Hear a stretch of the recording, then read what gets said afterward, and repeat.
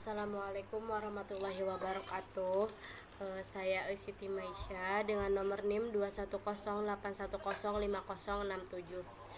Di sini saya akan menjelaskan bagaimana cara mengolah data analisis regresi polinomial dengan menggunakan SPSS dan Excel. Nah, di sini sudah ada beberapa data. Untuk judul penelitiannya yaitu pengaruh efikasi diri dan kecemasan matematis siswa terhadap prestasi akademik. Di sini udah ada datanya. Setelah itu kita langsung saja salin data tersebut dan masukkan ke SPSS-nya. Nah, setelah dimasukkan nanti muncul seperti ini. Oke, selanjutnya kita klik Graph, setelah itu legasi dialog, setelah itu klik scatter atau dots, dan klik simple scatter, setelah itu define. Nah, untuk y-aksisnya kita masukkan yaitu di sini exif, dan juga x-aksisnya di sini yaitu anxiety. Setelah itu kita klik OK. Nah, di sini langsung muncul grafnya. Untuk mengetahui lebih jelasnya, kita bisa klik 2 kali.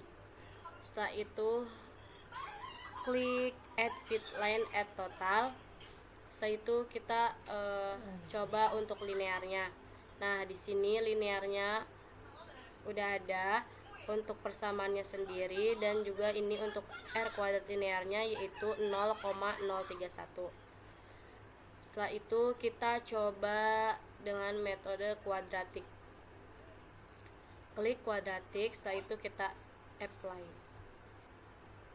Nah, di sini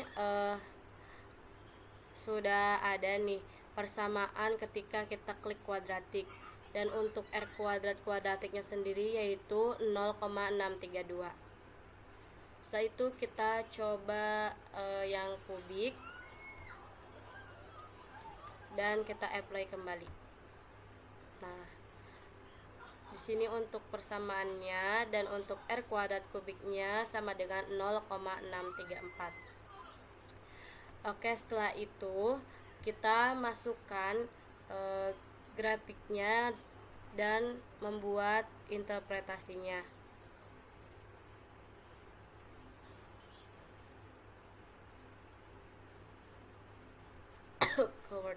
Nah, di sini saya sudah buatkan menjadi PDF. Nah, ini untuk interpretasi output SPSS-nya, di mana tadi sudah dijelaskan bagaimana grafiknya. Nah, terlihat di sini bahwa adanya variasi dalam hubungan antara tingkat kecemasan dan pencapaian. Untuk mendapatkan gambar yang lebih jelas, maka dapat melakukan double klik pada data dan kemudian memilih opsi add fit line add total. Nah, jadi gambarnya seperti ini. Dari gambar tersebut terlihat bahwa persamaan yang menggambarkan hubungan linear antara tingkat kecemasan dan pencapaian, di mana hasil tabel menunjukkan nilai R-square untuk model linear sebesar 0,031, yang menunjukkan bahwa hanya sekitar 3,1% dari variasi dalam pencapaian yang dapat dijelaskan oleh tingkat kecemasan. Namun, dengan mempertimbangkan model kuadrat, diperoleh nilai R-square sebesar 0,0632, menunjukkan peningkatan yang signifikan dalam penjelasan variasi pencapaian. Meskipun model kubik juga dievaluasi, tidak ada perubahan yang signifikan dalam nilai R-square dibandingkan dengan model kuadrat. Oleh karena itu, dapat disimpulkan bahwa model kuadrat adalah cara terbaik untuk menggambarkan hubungan antara kecemasan dan pencapaian. Nah, selanjutnya kita kembali lagi ke datanya. Setelah itu kita klik analisis. Setelah itu klik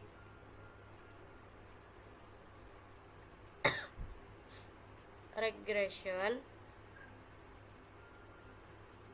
Setelah itu klik Churpe estimation. Nah, untuk dependennya kita masukkan yaitu exif, dan untuk variabelnya kita masukkan anxiety. Nah, setelah itu kita klik modelnya yaitu linear, kuadratik, kubik. kita centang, dan kita centang juga display ENOPA tabelnya. Setelah itu klik OK. Nah, di sini muncul nih beberapa tabelnya, di mana ada eclipse linear, kuadratik, dan juga kubik, dan juga ada grafiknya. Setelah itu kita masukkan atau pindahkan ke Word-nya untuk membuat interpretasinya.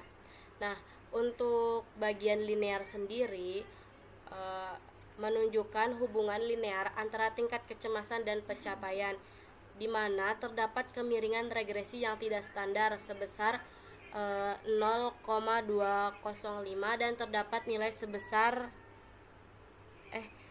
tidak standar sebesar negatif 0,205 dan terdapat nilai sebesar 0,352 dan nilai R-square sebesar 0,031, di mana ini menunjukkan adanya hubungan linear yang kurang signifikan antara kecemasan dan pencapaian. Nah, bisa dilihat ya, ini R-square-nya 0,031, nilai signifikannya 0,352, dan di sini juga anxiety-nya 0,352. Nah, setelah itu untuk bagian kuadratik sendiri, untuk model summary-nya di sini R-square-nya yaitu 0,632, untuk bagian ANOVA-nya signifikannya yaitu 0,000, dan untuk koefisiennya di sini juga 0,00.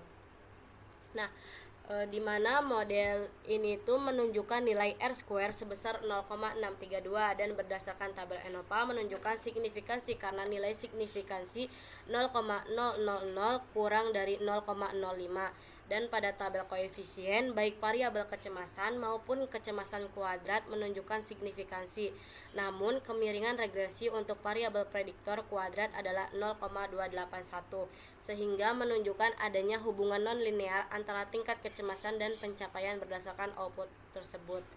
Nah, selanjutnya untuk bagian kubik sendiri di sini masih menunjukkan signifikasi secara statistik dengan nilai R-square sebesar 0,634. Namun dalam tabel koefisiennya terlihat bahwa koefisien untuk variabel kecemasan terhadap kecemasan kubik meningkat. Selanjutnya dalam tabel excluded terms terdapat variabel yang dikecualikan, yaitu variabel kecemasan R kuadrat, dan terdapat batas toleransi untuk memasukkan variabel. Hal ini menunjukkan adanya kolineritas antara kecemasan dan kecemasan kuadrat, sehingga variabel kecemasan kuadrat dikecualikan. Oke, selanjutnya kita kembali lagi ke data. Setelah itu kita klik analisis dan klik deskriptif. Setelah itu klik juga deskriptif. Nah, untuk variabelnya kita masukkan anxiety. Setelah itu kita klik OK. Nah, di sini ada deskriptifnya. Oke, untuk bagian deskripsi sendiri itu setelah melakukan pengujian regresi ulang, output dari ketiga model hampir serupa, namun terdapat perbedaan pada model kubik seperti yang terlihat pada output di bawah ini. Nah, setelah itu kita bisa klik transform. Setelah itu komputer. Setelah itu kita klik di bagian target variabel ini, kita klikkan anxiety .mc. Nah, untuk bagian numeric expressionnya kita klikkan bagian anxiety kurang 24,066089, yaitu kita klikkan OK. Oke. Nah, tadi juga di bagian itu ada curve fit. Di sini ada beberapa warning, model description, dan juga case processing summary, dan juga variable processing summary. Oke, selanjutnya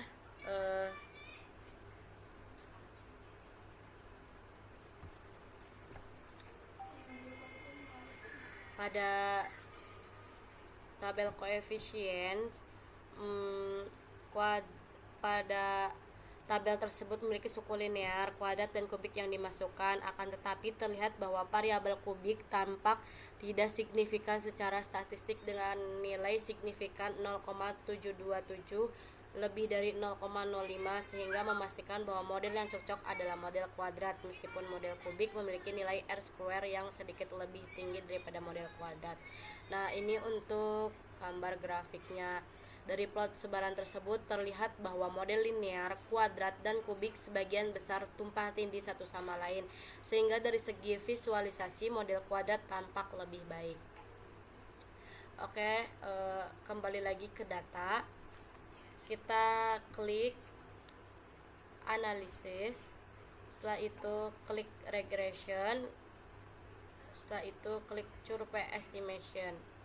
Nah, untuk defendernya yaitu shift, dan untuk variabelnya itu xint.mc. Seperti biasa, klikkan model linear, kuadratik, dan kubik. Setelah itu klik OK.